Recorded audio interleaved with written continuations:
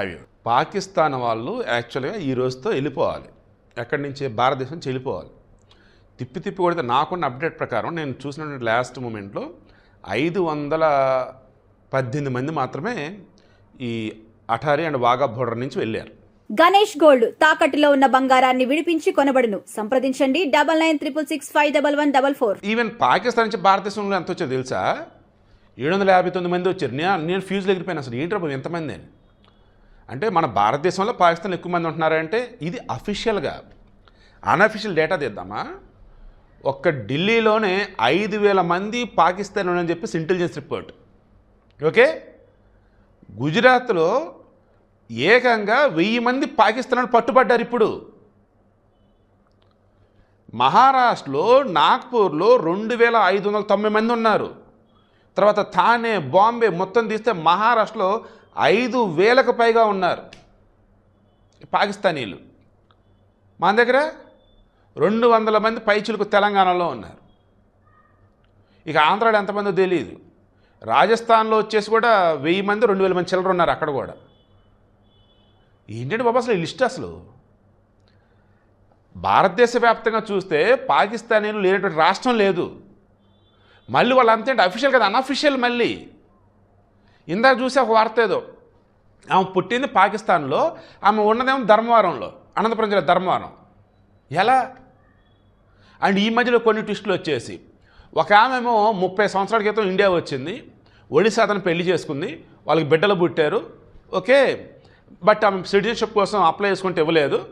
ఇప్పుడు వచ్చేసి ఆమె వెళ్ళిపోవాలని చెప్పేసి అక్కడ అధికారులు చెప్పారు. ఇప్పుడు ఆమె ఒకటి వెళ్ళిపోయింది.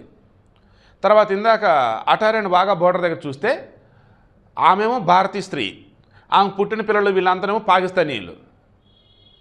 దాన్ని ఇప్పుడు అమ్మ ఎక్కడ, పిల్లలంతా ఇప్పుడు పాకిస్తాన్కి వెళ్ళిపోతుంది. ఇలా చెక్ చేస్తే అఫీషియల్గా వెళ్తున్న వారిని చూస్తే బాధ అనిపిస్తుంది నాకు. ఎందుకంటే మరి పాపం కదరా, ఉంటే పోయింది కదరా అని. అన్అఫీషియల్ వెళ్ళి చూస్తే ఫ్యూజులు ఎగిరిపోతుంది నాకు అసలు. అరే అమ్మ ఇంతమంది అసలు ఎక్కడి నుంచి వచ్చారా బాబు అని. అది గుజరాత్లో 1000 మంది ఏంటండి బాబు అసలు. మహారాష్ట్రలో 5,000 మంది ఏంటి, ఢిల్లీలో 5,000 మంది ఏంటి, రాజస్థాన్లో ఏంటి, ఏంది అసలు ఎవరు వీళ్ళంతా? ఇప్పుడు వీళ్ళందరూ కూడా ఎలా తెలుసుకున్నారు తెలుసా? అఫీషియల్గా వీసా మీద వచ్చిన వాళ్ళు ఉన్నారే, వీళ్ళ డేటా అంతా కూడా మన విదేశీ రాయబార కార్యాలయంలో ఉంటుంది, ఎంబసీలో ఉంటుంది. తర్వాత మన హోంశాఖ ఉంది కదా, హోంశాఖ వాళ్ళ దగ్గర కూడా మొత్తం డేటా ఉంటుంది దీనికి సంబంధించి. అండ్ ఇంటెలిజెన్స్ వాళ్ళ దగ్గర డేటా ఉంటుంది, రీసెర్చ్ అండ్ అనాలిసిస్ వింగ్ వాళ్ళ దగ్గర డేటా ఉంటుంది. వీళ్ళందరికీ సంబంధించి నాకు తెలిసి కామన్గా ఏదన్నా ఉండుండొచ్చు బ్యాకప్, దాన్ని వీళ్ళు చెక్ చేసుకుంటూ ఉండొచ్చు కాక. ఇవి కాకుండా ఇంకో 2 ఉన్నాయన్నమాట. అవి నాకు అంతగా పేరు స్ట్రైక్ అవ్వట్లేదు. ఇవి మీకు ఈజీగా అర్థమైంది నేను చెబుతున్నాను. వీళ్ళందరూ డేటా ఉంటుంది. అఫీషియల్ వేలో వీసా ఎప్పుడు తీసుకున్నారు, ఎప్పుడు ఇండియా వచ్చారు, ఎప్పుడు రిటర్న్ వెళ్ళాలి, ఎందుకు వెళ్ళలేదు.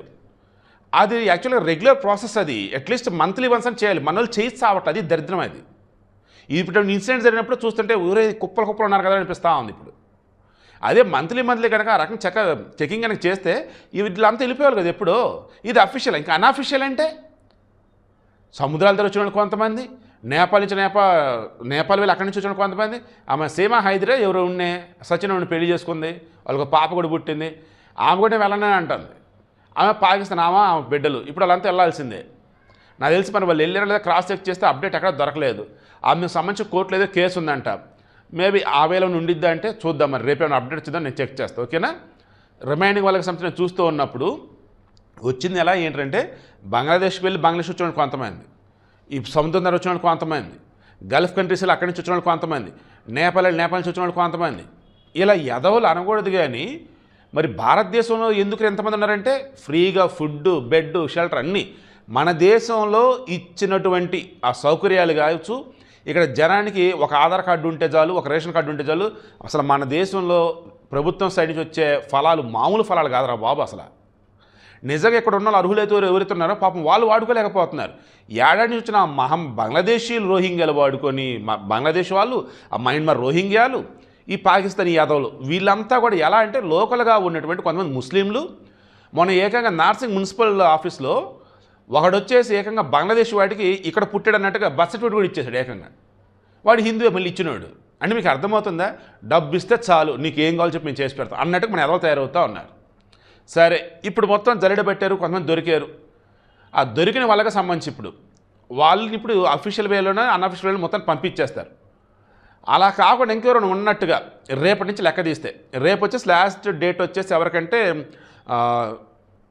దాన్ని ఏం చెప్పాలి, మెడికల్ వీసా మీద వచ్చిన వాళ్ళు ఉన్నారే ఆసుపత్రుల్లో, వాళ్ళకి రేపు లాస్ట్ 29వ తారీఖు. ఈ రోజు వరకు ఎవరికి ఏంటి అన్నప్పుడు స్టూడెంట్స్, ట్రెక్కింగ్కి వచ్చిన వాళ్ళు, టూరిస్టులు, తర్వాత ట్రావెలర్సు, తర్వాత వచ్చేసి మీడియా వాళ్ళు, సినిమా వాళ్ళు, ఇలా 12 రకాల వాళ్ళు ఉన్నారు. వాళ్ళందరికీ డెడ్లైన్ అయిపోయింది. ఇక ఇప్పుడు ఇక్కడ ఉన్నారు, ఇంకా డేట్ అయిపోయింది. దెన్ వాడు పాకిస్తాన్ వాడని తెలిస్తే, ఆమె పాకిస్తాన్ వాళ్ళని తెలిస్తే, ఇంక్లూడింగ్ పిల్లలతో సహా ముందు 3 లక్షల రూపాయలు జరిమానా, ఇంకా మీ దగ్గర సరైన ప్రూఫ్లు లేవు, తేడాగా ఉందరంటే 3 సంవత్సరాలు జైలు శిక్ష. 3 లక్షల జరిమానా, 3 సంవత్సరాలు జైలు శిక్ష, రెండిట్లో ఏదో ఒకటి. సమ్ టైమ్స్ 2 కూడా మీ మీద వేయవచ్చు. As per immigration foreigners act 2025, అది మన ఏప్రిల్ 4 నుంచి అమల్లోకి వచ్చింది.